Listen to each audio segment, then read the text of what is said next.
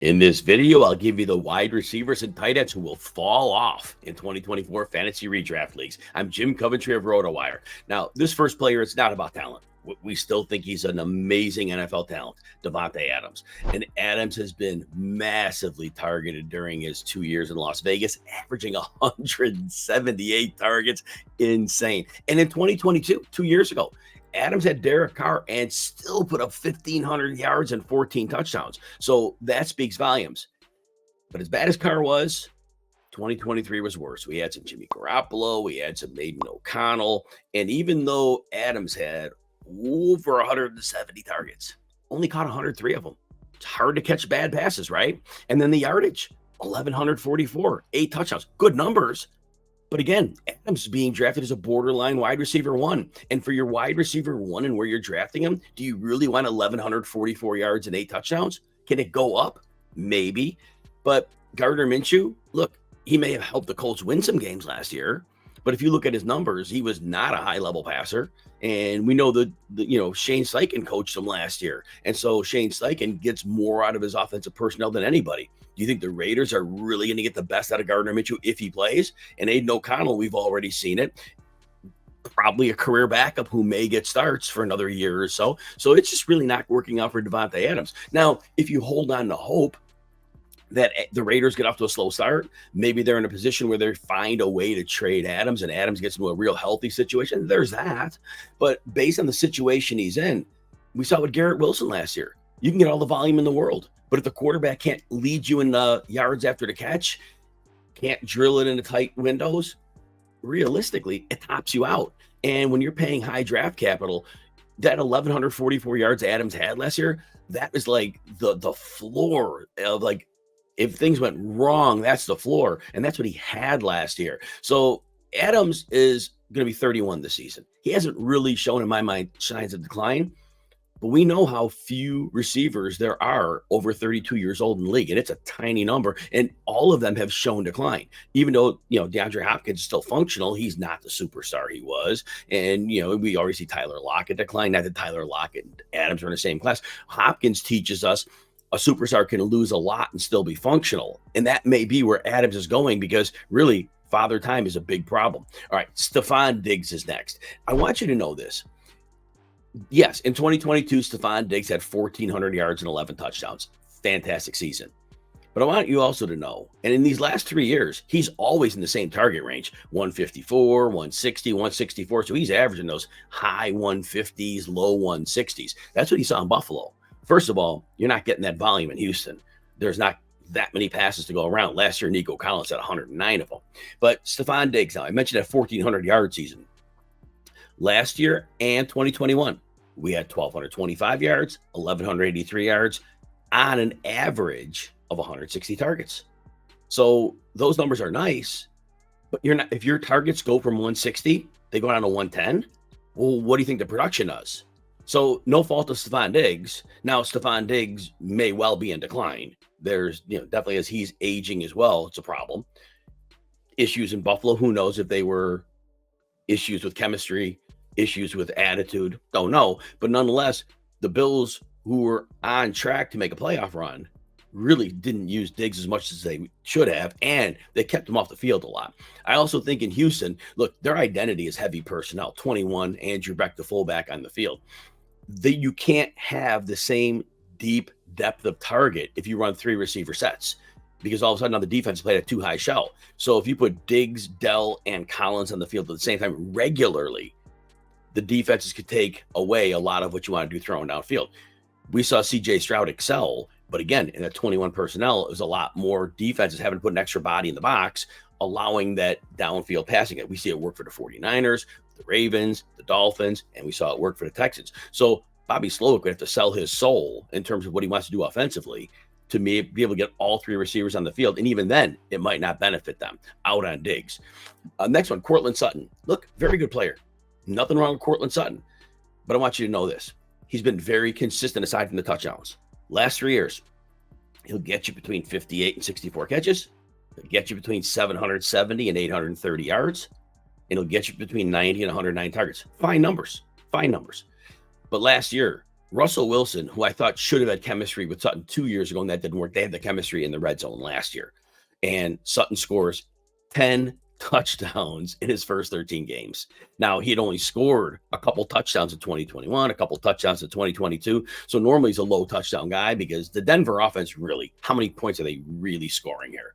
We love Sean Payton, but how much talent is really on that offense? And Bo Nix, I get it, accurate quarterback. I just don't see a ceiling here. So if you're going to get Sutton, and you're drafting him a little bit later, of course, but those touchdowns are very, very probably regressing back to their career norms, which is 2 to 4. And instead of 10, that's a massive difference. If you're going to get me that 800 yards, 60 catches, realistically, it's fine, but there's no real upside there. And I do think with Bo Nix, we might not be able to unlock the downfield element of Sutton's game. They're going to try to turn him into somebody different, but it's a little late in the career to do that. So there's a lot of downward points that make Sutton somebody to avoid. Again, the ADP is palatable, so there's that. But again, I just think you want to play around the swing up instead of maybe where Sutton's headed. If you enjoy videos like this, please consider hitting the like button and subscribe to the Rotowire Fantasy Football channel on YouTube. Also, you can check out all of our fantasy football content and rankings by getting a free 2-day trial. No credit card needed. You just head on over to rotowire.com/Jim and you can check out all of our content. All right, Tyler Lockett's next. Tyler Lockett's had a great career, a wonderful player, one of my favorite ones to watch over the years. He's in the decline phase. Last year, 122 targets, was the second most of his career. But while seeing the second most targets of his career, he had his worst season since 2017, and that's a problem. If the targets were low, you can make a case. But going into last year, Lockett had at least 1,033 yards and 8 touchdowns in 4 straight years. Last year, he went from 1,033 down to 894, again, with excellent target share. 16th percentile yards after the catch, and that's really what hit Lockett. Lockett has always been a playmaker with the ball in his hands. He only had 5 touchdowns last year. Those are fickle year to year. I get that. But the thing was, last year, he had Pete Carroll there, and Pete Carroll, the veteran deference. Pete Carroll didn't run the offense, of course, but he's in charge of things, and this veterans play. And they drafted Jackson Smith-Njigba in the first round last year. Metcalf is a pseudo star, maybe more, maybe less, but he's a star, and he's not going anywhere. And Smith-Njigba, it's his time. And Lockett's going to be 32 to start the season, and after a year of decline, it's not getting better. We talked earlier about players as they age. Very few receivers are getting it done in their 30s, and Lockett already showed us the path has started. So that said, I fully expect Smith-Njigba to work his way past the aging Lockett. And you're not getting 122 targets. Now, all of a sudden, what happens at 894 yards? If those targets go down from 122 to 90, which is a reasonable number, well, those 894 yards, all of a sudden, they become about 700, maybe 680. And I think that's a player we're not going to be able to buy in on. And I like the idea of Ryan Grubb. But again, these coaches from college, they didn't have to make adjustments in college. The NFL is all about adjustments week after week. And that's why college coaches often fall flat when they're coaching NFL offenses. All right, tight end, Cole Kmet.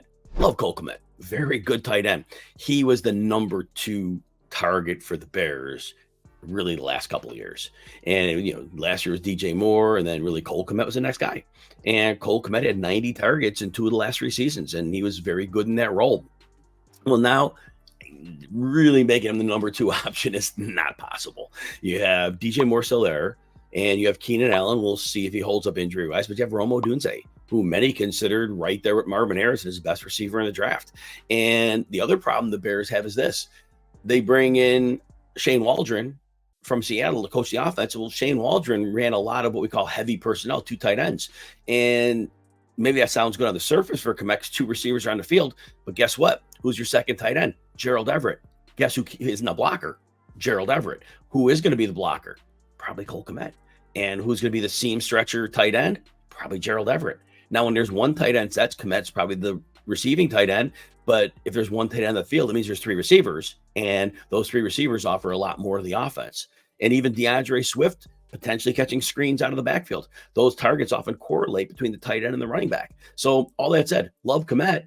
I just don't think the targets get anywhere near 75 here because of the whole way the offense is set up. And unfortunately, that means a year of decline for Kmet. Finally, another player. He's a great player. Isaiah Likely is going to be a star in the league.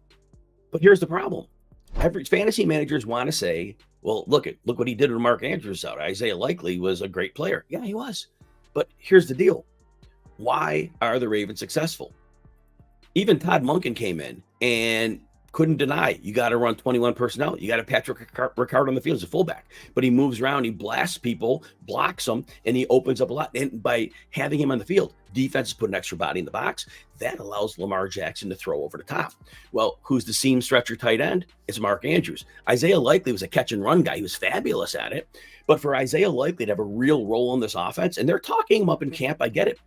Again, they'd have to sell their soul out from their offensive philosophy to fit Isaiah Likely in. And is Isaiah Likely that great of a player that you sell out your offensive identity? Because all of a sudden, instead of having teams loading the box with an extra body, now they're back in a shell and they're taking away the explosives that this offense wants to implement.